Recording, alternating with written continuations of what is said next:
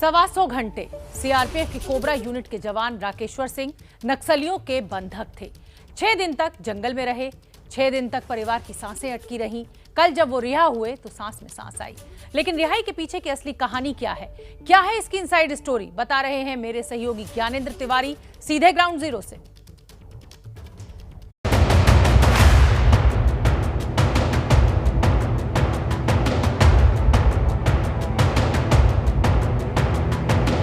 तीन अप्रैल दोपहर 12:30 बजे सबसे पहले बीजापुर में ये खबर आती है कि बीजापुर के जंगलों में सुरक्षा बलों और माओवादियों के बीच एक बड़ी मुठभेड़ चल रही है। तब तक ये खबर आग की तरफ फैल गई थी कि ये एनकाउंटर बहुत बड़ा है और इसमें नुकसान बड़े होने की संभावना है। कुछ देर बाद ही 2 जवानों की शहादत की खबर आती है और शाम होते होते ये संख्या बढ़कर 5 हो जाती है और 12 जवानों के घायल होने की खबर मिलती है। और छत्तीसगढ़ में छत्तीसगढ़ सरकार से लेकर छत्तीसगढ़ पुलिस का महकमा पूरी खबर पर अलर्ट हो जाता है।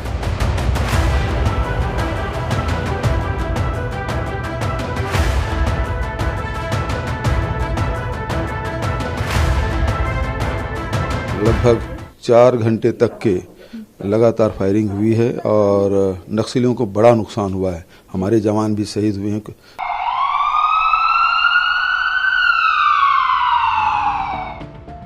घायल जवानों को बीजापुर लाने का सिलसिला शुरू होता है और फिर उसके बाद जो गंभीर रूप से घायल हैं उन्हें एयरफोर्स के हेलीकॉप्टर से रायपुर शिफ्ट किया जाता है। लेकिन रात होते होते जो खबर आई उसने सबको चौंका दिया। खबर ये थी कि करीब 22 जवान लापता हैं, यानी मिसिंग हैं, जिनके बारे में कोई जानकारी नहीं मिल रही है। और यहीं से बड़ी अनहोनी का अंदेशा हर कोई लगाने लगा कि जो जवान मिसिंग हैं वो आखिर कहां हैं। 22 जवानों का डेड बॉडी बरामद की गई थी। अभी एक कोबरा का जो जवान मिसिंग है। 4 अप्रैल यानी मुठभेड़ के अगले दिन बीजापुर से 600 जवानों को रवाना किया जाता है घटना स्थल के लिए। और सुबह करीब 8 से 9 बजे के बीच जब वहां जवानों का दल पहुंचता है तो जो खबर मिलती है उससे पूरे देश में हड़कंप मच जाता है। खबर थी हर तरफ जवानों के शव बिखरे हुए थे और जो जवान मिसिंग थे, लापता थे, वो शहीद हो चुके थे। और इसी अनहोनी की आशंका हर कोई जता रहा था कि अगर रात भर जवान जंगल में हैं, इसका मतलब उनके साथ कोई बड़ी अनहोनी हो गई।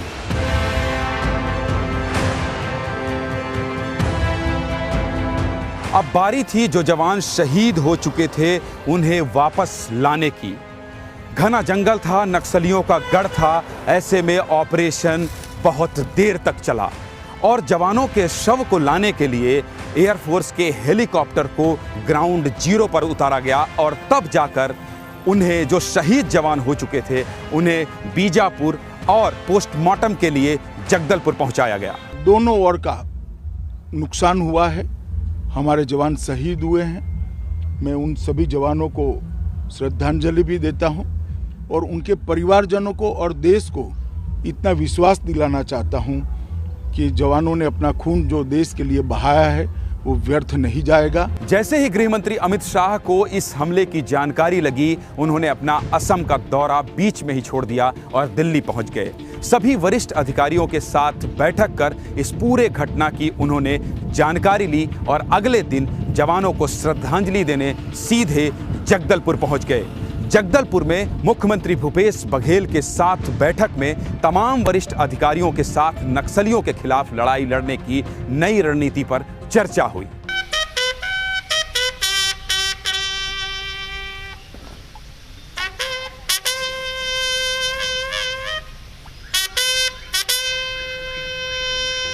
गृह मंत्री अमित शाह छत्तीसगढ़ के दौरे पर थे। मुख्यमंत्री भूपेश बघेल भी उनके साथ बीजापुर के बासागुड़ा कैंप पहुंचे थे और तब तक ये खबर आ गई कि एक जवान अभी भी लापता है और वो जवान थे राकेश्वर सिंह मनहास। इस बात की पुष्टि नहीं हो रही थी कि वो कहां है, लेकिन शाम होते होते ये पता चल गया कि राकेश्वर सिंह मनहास नक्सलियों के कब्जे में हैं और नक्सलियों ने उन्हें अगवा कर लिया है।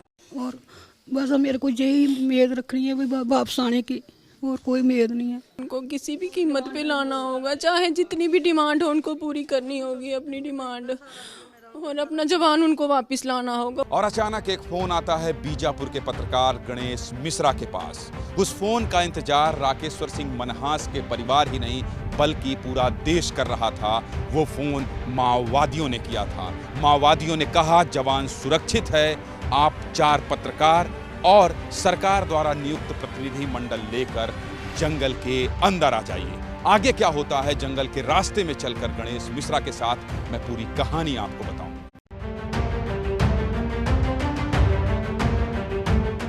दरअसल राकेश्वर सिंह मनहास एनकाउंटर के दौरान बेसुध हो गए थे।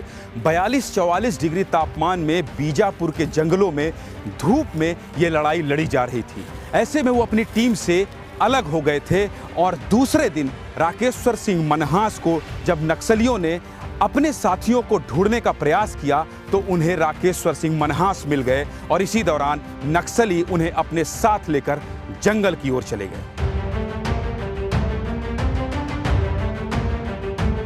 अब तक ये साफ हो चुका था कि जवान राकेश्वर सिंह मनहास नक्सलियों के कब्जे में हैं, क्योंकि नक्सलियों ने प्रेस विज्ञप्ति जारी कर ये बता दिया था कि जवान उनके पास है, सुरक्षित है और वो जवान को नुकसान नहीं पहुंचाएंगे, लेकिन सरकार को अपने मध्यस्थों का नाम बताना पड़ेगा। 7 अप्रैल को माओवादियों ने बीजापुर के पत्रकार गणेश मिश्रा के पास फोन किया और जवान के बारे में जानकारी दी।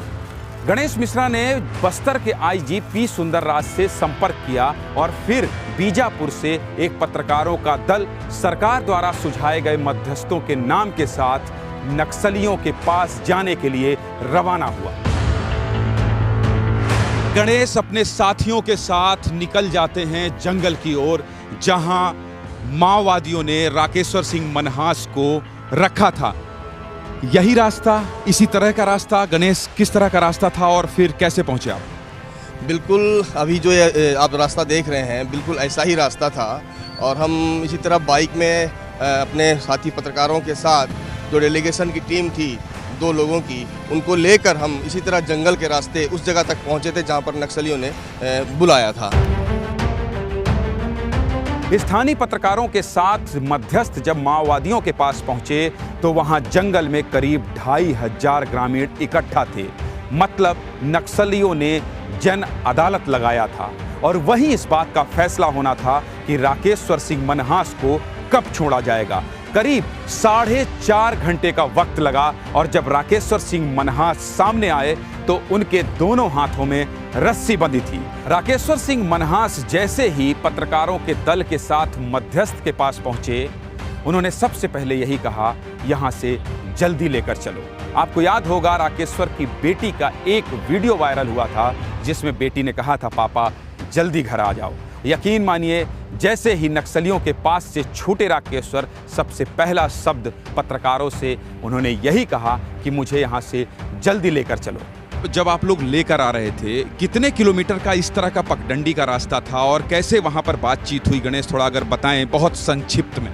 बिल्कुल, ये ऐसा ही रास्ता जो जंगली इलाका है वो, और ऐसी पगडंडियों वाला रास्ता है। लगभग 20 किलोमीटर का सफ़र था और आना जाना करीब 40 किलोमीटर का सफ़र हमने इसी तरह तय किया। इसी तरह सफ़र करके वहाँ पहुँचे थे जहाँ पर माओवादियों ने उस जवान को रखा था। वहाँ जाने के बाद हमारी बात जब माओवादियों से हुई और उसके बाद जब वार्ताकार जो गए हुए थे उनसे माओवादियों की बात हुई और उन्होंने वार्ताकारों से कहा था कि बहुत जल्दी जवान को रिहा किया जाएगा और आप लोगों के हवाले किया जाएगा, जिसके बाद आप उनके घर तक इनको सकुशल भिजवा दीजिएगा। आपसे बात हो रही थी तो आपने कहा था कि जवान को छोड़ने के बाद जवान ने कहा जल्दी चलो। हाँ बिल्कुल, जवान ने कहा था कि जल्दी चलो और वो थोड़ा परेशान था और जब उसको छोड़ा गया उसको पहले जब बताया गया था कि बेहोशी की हालत में मिला हुआ था उसे, और जैसे छोड़ा गया तो वो बोला कि आप लोग मेरे लिए भगवान हैं और जितनी जल्दी हो सके यहाँ से मुझे वापस ले जाइए। जरूरी इसलिए है इस जल्दी शब्द को कोट करना क्योंकि बिटिया ने कहा था पापा जल्दी घर आ जाओ। तो फिर उसके बाद जवान जैसे ही वापस आए और तर्रेम थाना में जब आप लोग नेटवर्क में आए तो जवान के अंदर ये परेशानी थी क्या कि घर में एक बार बात कर लूं? बिल्कुल, उसने कहा था कि मैं जाऊंगा सबसे पहले घर पे बात करूंगा, क्योंकि हम लोगों ने जो वीडियो भेजा था उसकी बिटिया का, बिटिया के वीडियो देखने के बाद वो थोड़ा भावुक हुआ था और वो चाह रहा था कि जितनी जल्दी हो सके घर पहुंचूं और बात करूं। पगडंडी रास्ते से होकर राकेश्वर सिंह को बीजापुर के बासागुड़ा के सरकारी अस्पताल में लाया गया, जहां उनका मेडिकल कराया गया और यहीं सबसे पहले एम्बुलेंस में उनकी तस्वीर सार्वजनिक हुई और उस तस्वीर को एबीपी न्यूज़ ने सबसे पहले देश को दिखाया और उसी तस्वीर को राकेश्वर सिंह मनहास के परिवार ने जम्मू कश्मीर में देखा और एबीपी न्यूज़ को परिवार ने धन्यवाद कहा। आपका चैनल का बहुत ज़्यादा थैंक्स, आपने बहुत सपोर्ट की हमारी। ये पूरी कहानी रही कि कैसे रिहा किया गया, छुड़ाया गया, कैसे छुड़ाया गया माओवादियों के पास से राकेश्वर सिंह मनहास को। ये पूरी कहानी मैंने आपको बताई कि कैसा सफ़र रहा, किस तरह से ये पत्रकार और 2 सदस्य जिन्हें नियुक्त किया था सरकार ने, इनको लेकर वहाँ गए, फिर 40 किलोमीटर इसी तरह के रास्ते से होकर गणेश मिश्रा और इनके मुकेश चंद्राकर, चेतन, रंजन, युकेश और राजा और शंकर, ये तमाम लोग जो है वापस आए। ये पूरा सफर घने जंगल का इसी तरह से। जम्मू कश्मीर में न सिर्फ एक बहुत बड़े आतंकी को मार गिराया बल्कि पूरे आतंकी संगठन का सफाया कर दिया गया। पिछले 24 घंटे में सुरक्षा बलों ने कुल 7 आतंकियों को ढेर कर दिया। इसमें बुरहान वानी का भाई भी था, जो कि एक बड़े आतंकी संगठन का चीफ था।